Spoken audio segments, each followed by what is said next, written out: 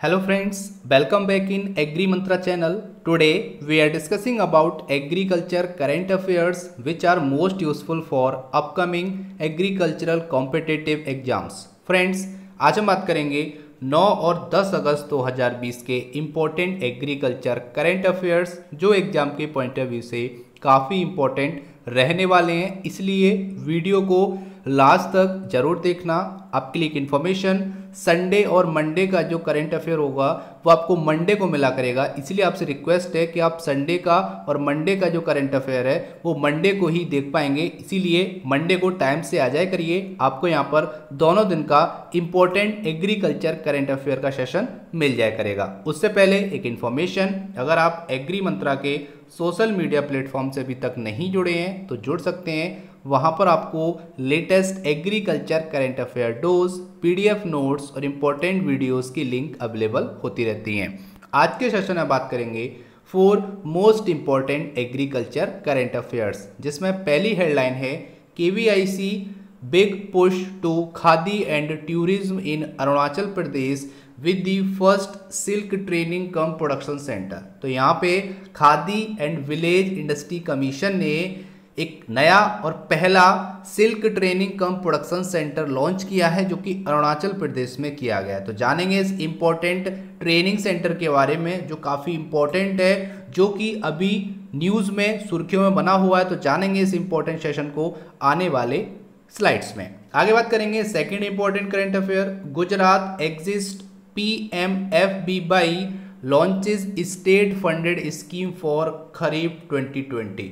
तो गुजरात ऐसा स्टेट बन गया है जिसने प्रधानमंत्री फसल बीमा योजना को अपने स्टेट में लागू करने से मना कर दिया है। कुछ कारण है, जानेंगे क्यों मना किया गया है। लेकिन इस साल प्रधानमंत्री फसल बीमा योजना गुजरात के फार्मर्स के लिए लॉन्च नहीं की जाएगी, उसके लिए स्टेट गवर्नमेंट ने एक स्टेट फंडेड स्कीम लॉन्च किया। तो जानेंगे उसका नाम क्या है और उस स्कीम में क्या क्या बेनिफिट है फार्मर्स के लिए, सारी इंफॉर्मेशन आने वाली स्लाइड्स में। Third important current affair, 163 agri credit societies in Karnataka get AIF funding. AIF क्या है? एग्रीकल्चर इंफ्रास्ट्रक्चर फंड, ठीक है। उसकी फंडिंग यहाँ पे दी जाएगी 163 एग्री क्रेडिट सोसाइटीज को।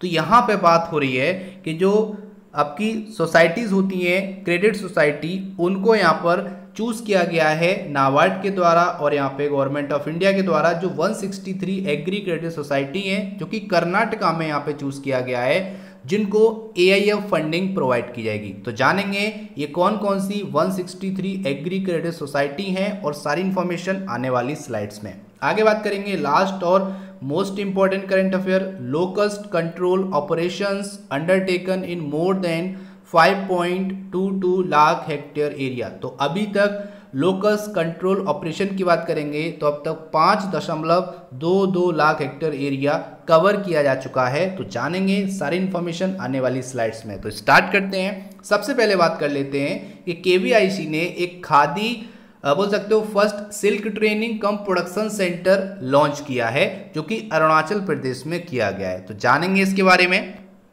सबसे पहले अगर हम बात करें तो khadi and village industry commission set to open the first of its kind training cum production centre of silk in the state. तो यहाँ पे अगर हम बात करेंगे तो ये पहला ऐसा silk training cum production centre है जो केवीआईसी ने अरुणाचल प्रदेश में लॉन्च किया है, जिसके लिए जो मशीनरीज होती हैं जैसे हैंडलूम, चरखा, सिल्क रीलिंग मशीन और आपका वार्पिंग ड्रम सब आ चुके हैं, इंस्टॉलेशन हो चुकी है इन मशीन की, और जो बचा है वो भी काम पूरे जोरों से चल रहा है। तो बहुत जल्दी ये सेटअप कंप्लीट हो जाएगा और यहाँ पर लोगों को ट्रेनिंग देना शुरू हो जाएगा। ये केवीआईसी की तरफ से स्टेटमेंट दिया गया है। आगे बोला गया है the first batch of 25 local artisan of Chullu village has been selected to begin the training with. तो यहाँ पे बात हो रही है कि जो आपका चुल्लू विलेज है वहाँ के, ठीक है, 25 लोकल आर्टिशन कौन होते हैं? कारीगर। तो यहाँ पर पहला जो बैच होगा वो 25 लोकल कारीगर्स का होगा जो कि चुल्लू विलेज के होंगे, जो सेलेक्ट किए गए हैं। इस ट्रेनिंग को हम स्टार्ट करेंगे इस बैच से, ठीक है। तो वहाँ से 25 कारीगर के साथ केवीआईसी इस silk training and come production centre को स्टार्ट करेगा, ये यहाँ पे बात की गई है और यहीं से ट्रेनिंग स्टार्ट होगी।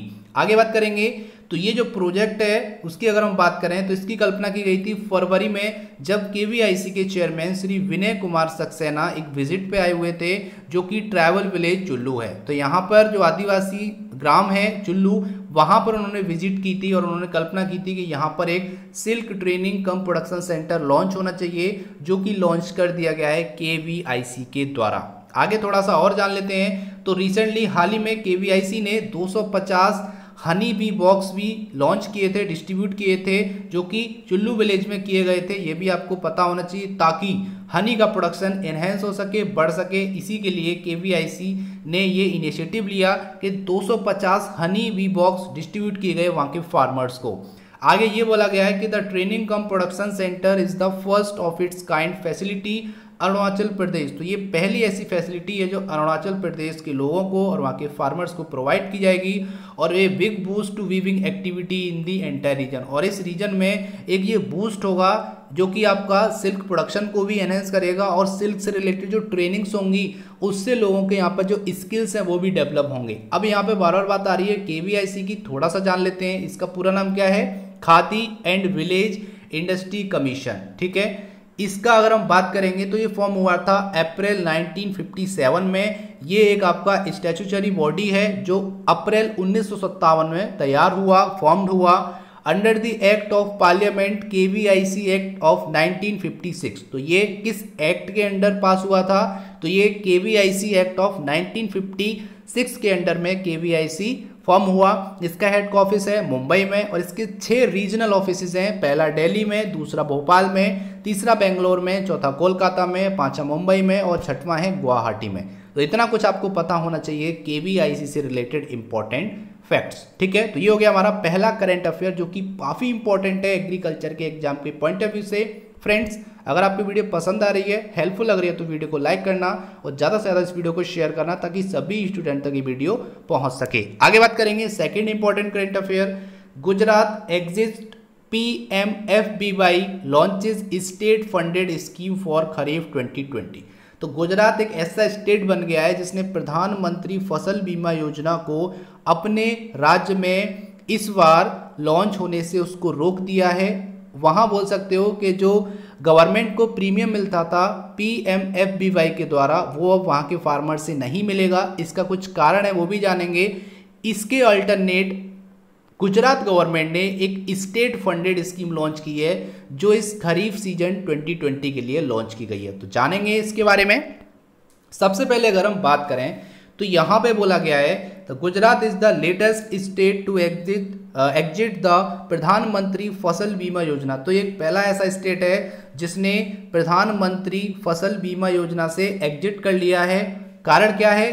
N ambitious crop insurance scheme sitting exorbitantly high premium cost to the state. इसका मतलब है कि राज्य को अत्यधिक प्रीमियम लागत का हवाला देते हुए ये बात की गई है कि हम प्रधानमंत्री फसल बीमा योजना को इस साल अपने फार्मर्स के लिए लॉन्च नहीं होने देंगे। उसके अल्टरनेटिव में हम दूसरी स्कीम लेकर आए हैं जो कि आगे हम जानेंगे कौन सी स्कीम है, काफ़ी इंपॉर्टेंट है। तो यहाँ पे बात की गई है स्टेट के चीफ मिनिस्टर विजय रूपाणी जी, जो कि गुजरात के प्रेजेंट के सीएम हैं। उन्होंने मंडे को एक स्कीम लॉन्च की है प्रधानमंत्री फसल बीमा योजना के अल्टरनेटिव, उसके दूसरे रूप में। यहाँ पर उसका नाम है मुख्यमंत्री किसान सहाय योजना। ठीक है, इसका अल्टरनेटिव चूज किया गया है गुजरात गवर्नमेंट के द्वारा, और एक स्टेट फंडेड स्कीम है जिसका सेंट्रल गवर्नमेंट से कोई भी इंटरेक्शन नहीं होगा, जिसका नाम है मुख्यमंत्री किसान सहाय योजना। ये कवर करेगी आपके सभी फार्मर्स के क्रॉप इंश्योरेंस जो कि करंट में जो खरीफ सीजन की क्रॉप है उसके लिए। अब यहाँ पे बात आती है कि जब प्रधानमंत्री फसल बीमा योजना इस टाइप का वर्क कर रही है तो इस स्कीम में और उस स्कीम में फ़र्क क्या है, अब ये जान लेते हैं। तो मुख्यमंत्री किसान सहाय योजना की बात करेंगे तो ये केवल 1 साल के लिए अभी लॉन्च की गई है, मतलब इस साल ये योजना जो है वो लॉन्च होगी। उससे पहले की बात करेंगे तो ये योजना नहीं थी, प्रधानमंत्री फसल बीमा योजना थी। अब 1 साल बाद दोबारा से प्रधानमंत्री फसल बीमा योजना लागू करने की बात की गई है, लेकिन इस सीजन के लिए 1 साल के लिए ये नई योजना है जो कि स्टेट फंडेड स्कीम है। मुख्यमंत्री किसान सहाय योजना, इसको यहाँ पर इंप्लीमेंट करने की बात की गई है। अब इसकी थोड़ा सा बेनिफिट जान लेते हैं, क्या क्या फायदे किसान को मिलेंगे और ये कैसे डिफरेंट है प्रधानमंत्री फसल बीमा योजना से। तो there will be zero premium payable by farmer. तो सबसे मोस्ट इंपॉर्टेंट यहाँ पर जो फैक्ट है वो यही है कि इस स्कीम के तहत किसान को कोई भी प्रीमियम पे नहीं करना है। जैसे कि आपको पता है 1.5%, 2% और 5% प्रीमियम पे करना पड़ता था, यहाँ पे किसानों को वो यहाँ पर कुछ भी पे नहीं करना है। 0% प्रीमियम पे आपका इंश्योरेंस हो जाएगा। और यहाँ पर एक और इम्पॉर्टेंट है कि it will no require any registration from the farmer side. तो यहाँ पर इस स्कीम में एनरोल होने के लिए आपको किसी भी रजिस्ट्रेशन की रिक्वायरमेंट नहीं है फार्मर साइड की तरफ से। तो सबसे अच्छी बात है कि आपको रजिस्ट्रेशन भी नहीं कराना है और दूसरी बात है कि आपको कोई भी प्रीमियम भी पे नहीं करना है। अब यहाँ पर आपकी क्रॉप खराब होती है तो आपको यहाँ पर कंपनसेशन मिलेगा गवर्नमेंट की तरफ से। अब बात आती है कितना कंपनसेशन मिलेगा, थोड़ा सा जान लेते हैं। अगर किसान की क्रॉप 33% से ज़्यादा क्रॉप लॉस होती है तो वहाँ पर कुछ कंपेंसेशन दिया जाएगा 10,000 से लेकर 15,000 पर हेक्टेयर, ठीक है। दूसरी कैटेगरी में रखा गया है क्रॉप लॉस बिटवीन 33% टू 66%। 33% से 66% अगर क्रॉप लॉस होती है किसान की तो उसको 20,000 रुपये पर हेक्टेयर के हिसाब से कंपेंसेशन स्टेट गवर्नमेंट देगी।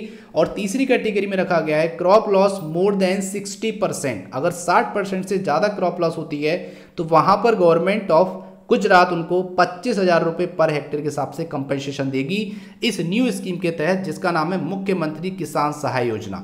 ये देखो एग्जाम में आएगा और इसकी लॉन्चिंग डेट में मैं आपको बता देता हूँ। ये लॉन्च की गई थी आपकी मंडे को, ठीक है। आज ही के दिन ये स्कीम लॉन्च की गई है। तो आप बोल सकते हो कि आपका जो है 10 अगस्त 2020 को ये स्कीम लॉन्च की गई। किसने लॉन्च की? प्रेजेंट के गुजरात के सीएम मिस्टर विजय रूपाणी जी ने इस स्कीम को लॉन्च किया है। आगे अगर हम बात करेंगे तो यहाँ पे विजय रूपाणी ने एक बात बोली है जो कि काफ़ी इंपॉर्टेंट है। उन्होंने ये बोला है कि इस स्कीम के आने से हमको कोई भी बोल सकते हो राजस्व घाटा नहीं होगा, कोई भी लोड नहीं पड़ेगा। दूसरी बात ये भी कही गई है कि जब से प्रधानमंत्री फसल बीमा योजना स्कीम चल रही थी उससे 57,000 करोड़ रुपए का जो लोड था वो यहाँ पर स्टेट गवर्नमेंट पे पड़ रहा था, जिसको थोड़ा सा रिलीफ देने के लिए, ठीक है, उस बर्डन से थोड़ा सा रिलीफ महसूस करने के लिए 1 साल के लिए इस स्कीम को लॉन्च नहीं किया जाएगा गुजरात स्टेट में। ये यहाँ पे बात की गई है। और यहाँ पर कुछ कारण है कि राजस्व घाटा ज़्यादा हो रहा है, राजकोषीय घाटा ज़्यादा हो रहा है, उस पर बोझ ज़्यादा पड़ा हुआ है। इसी के लिए ये डिसीजन लिया गया है कि प्रधानमंत्री फसल बीमा योजना को इस साल के लिए हमारे स्टेट में लागू नहीं किया जाएगा। उसके लिए गवर्नमेंट ने एक नया अल्टरनेटिव ढूंढ लिया है, जिसकी हम बात कर रहे हैं मुख्यमंत्री किसान सहाय योजना, जिस पर 0 प्रीमियम पे यहाँ पर उसको कोई भी रिक्वायरमेंट नहीं पड़ेगी रजिस्ट्रेशन कराने की। ये यहाँ पे बात की गई है। यहाँ पर जितने भी आपके क्लाइमेट्रिक एक्सट्रीमाइट्स हैं जिसमें कंसीडर किए गए हैं drought, flood, even damage due to unseasonal hail, सारे आपके इंश्योरेंस कवर किए जाएंगे। ये यहाँ पर बहुत बड़ी बात की गई है। तो ये बोला जा रहा है कि दो it is a good scheme for the farmers and Gujarat has remained it's part in the part. ये बात की जा रही है प्रधानमंत्री फसल बीमा योजना की कि ये अच्छी स्कीम है और गुजरात इसका पार्ट पास्ट में भी रहा था और फ्यूचर में भी रहेगा। But for the current year at least we are not going with PMFBY scheme. लेकिन इस साल हम प्रधानमंत्री फसल बीमा योजना के साथ नहीं जा रहे हैं। ये बात की गई है गुजरात के सीएम विजय रूपाणी जी के द्वारा। उम्मीद करता हूँ सारी इन्फॉर्मेशन आपको इस इंपॉर्टेंट इन्फॉर्मेशन से मिली होगी, जो कि है प्रधानमंत्री फसल बीमा योजना के एग्जिट पे और न्यू स्कीम लॉन्च होने पे, जिसका नाम है मुख्यमंत्री किसान सहाय योजना, जो कि गुजरात गवर्नमेंट ने 10 अगस्त 2020 को लॉन्च की है। आगे चलते हैं फ्रेंड्स। अगर आपको वीडियो पसंद आ रहा है तो लाइक जरूर करना। एक लाइक से हमको मोटिवेशन मिलता है और जल्दी से आपके लिए बहुत अच्छा से अच्छा कंटेंट लाने की कोशिश करते हैं। Third important current affair, 163 agri credit societies in Karnataka get AIF funding. Agriculture infrastructure funding यहाँ पर मिलेगी 163 एग्री क्रेडिट सोसाइटीज को। तो जान लेते हैं इसके बारे में। तो सबसे पहले अगर हम बात करेंगे तो यहाँ पे बोला गया है the agriculture ministry and national board of agricultural and rural development, मतलब एग्रीकल्चर मिनिस्ट्री और नाबार्ड ने 163 ऐसे primary agriculture credit society select किए हैं कर्नाटका में पहले फेज में, जो यहाँ पर फंडिंग उनको प्रोवाइड की जाएगी, जो कि आपको पता होगा 1 लाख करोड़ रुपए की यहाँ पर फंडिंग प्रोवाइड की जा रही है एग्रीकल्चरल इंफ्रास्ट्रक्चर फंड में। इसको हम 1 ट्रिलियन रुपीज भी बोल सकते हैं, कंफ्यूज आपको नहीं होना है, दोनों एक ही है। तो आपको पता होगा कि अभी मोदी जी ने 1 लाख करोड़ रुपए का फंड अलॉट किया था, जिसका नाम था एग्रीकल्चरल इंफ्रास्ट्रक्चर फंड, उसी की बात हो रही है। तो यहाँ पर अब क्या है कि सोसाइटी तैयारी की जा रही है ताकि उनको बॉटम लेवल पे फार्मर्स को यहाँ पे लोन प्रोवाइड किया जाए, फंडिंग प्रोवाइड की जाए, ताकि वो एग्रीकल्चर में उसको यूटिलाइज कर सकें। बाकी पोस्ट हार्वेस्ट मैनेजमेंट में भी यहाँ पर इस स्कीम का यूज़ होगा, इस फंड का यूज़ होगा। आगे अगर हम बात करेंगे तो it for creation of infrastructure with NABARD concessional refinance and providing interest submission under the recently launch agricultural infrastructure fund. तो यहाँ पे बात हो रही है कि नाबार्ड के रियायती पुनर्वित्त के साथ बुनियादी ढांचे के निर्माण और हाल ही में लॉन्च किए गए एग्रीकल्चरल इंफ्रास्ट्रक्चर फंड के तहत ब्याज सबमिशन प्रदान करने के लिए ही 163 एग्री क्रेडिट सोसाइटी लॉन्च की गई। मतलब है कि जो नाबार्ड की कंसेशनल रिफाइनेंस है और जो इंटरेस्ट प्रोवाइड कराता है, जो अब एग्रीकल्चरल इंफ्रास्ट्रक्चर फंड यहाँ पर जो प्रोवाइड किया गया है, उसके अकॉर्डिंग यहाँ पर कुछ नए नॉर्म्स होंगे, नए इंटरेस्ट रेट होंगे और कुछ इंटरेस्ट सबमिशन स्कीम्स भी होंगी, जिसके तहत फार्मर को यहाँ पर पैसा प्रोवाइड किया जाएगा, जो कि बहुत ही रियायती मूल्यों पे किया जाएगा, कम से कम इंटरेस्ट पे यहाँ पे किया जाएगा। आगे बात की गई है नीरज कुमार वर्मा, जो कि चीफ जनरल मैनेजर हैं कर्नाटका रीजन नाबार्ड के।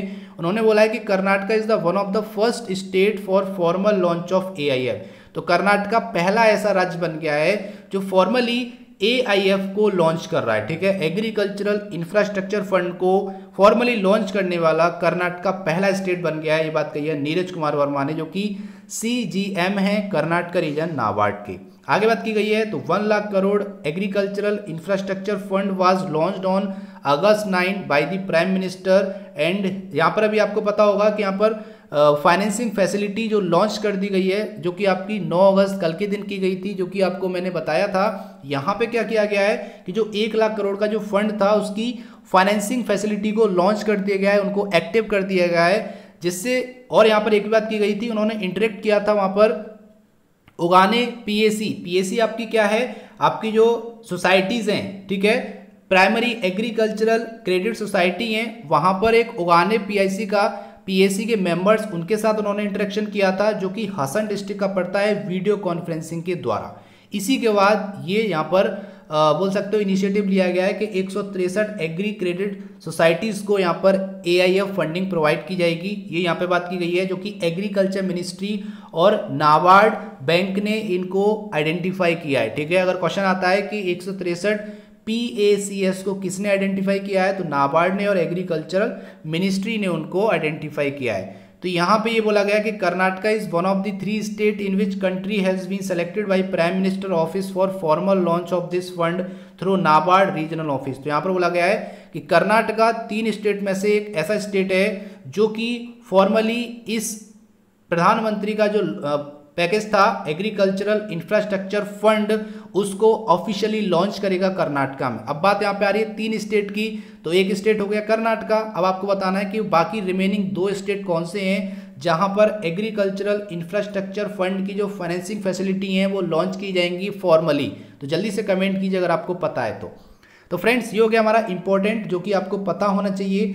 अब यहाँ पे अगर हम बात करेंगे PAC की, तो PAC होता क्या है थोड़ा सा जान लेते हैं। प्राइमरी एग्रीकल्चर क्रेडिट सोसाइटी होते क्या है, तो it is a basic unit and smallest cooperative credit institutions in India, ठीक है। और it work on the grass root level.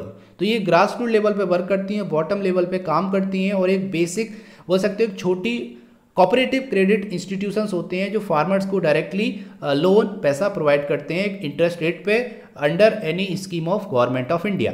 आगे यहाँ पर बात करेंगे तो इसका जो फाउंडर है वो गवर्नमेंट ऑफ इंडिया है, एफिलिएशन भी इंडिया से मिलता है। इतना आपको PAC के बारे में पता होना चाहिए, जो कि काफ़ी इंपॉर्टेंट है। अब बात करेंगे आज के इंपॉर्टेंट और last current affair. Locust control operation undertaken इन more than 5.22 lakh hectare area. तो अभी तक 5.22 लाख हेक्टेयर एरिया ऐसा है जिसको कंट्रोल कर लिया गया है लोकस्ट के अटैक से।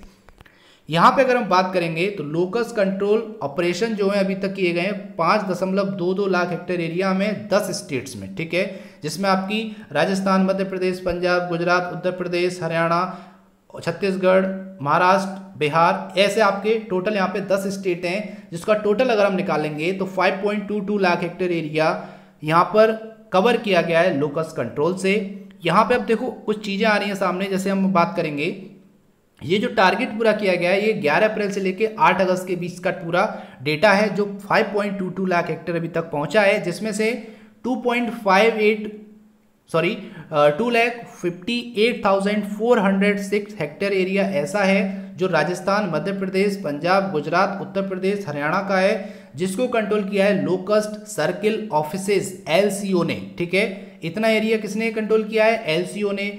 बाकी बचा 2,64,491 हेक्टेयर जो कंट्रोल किया है स्टेट गवर्नमेंट ने। इसको ऐड करोगे तो आएगा आपका कितना आएगा?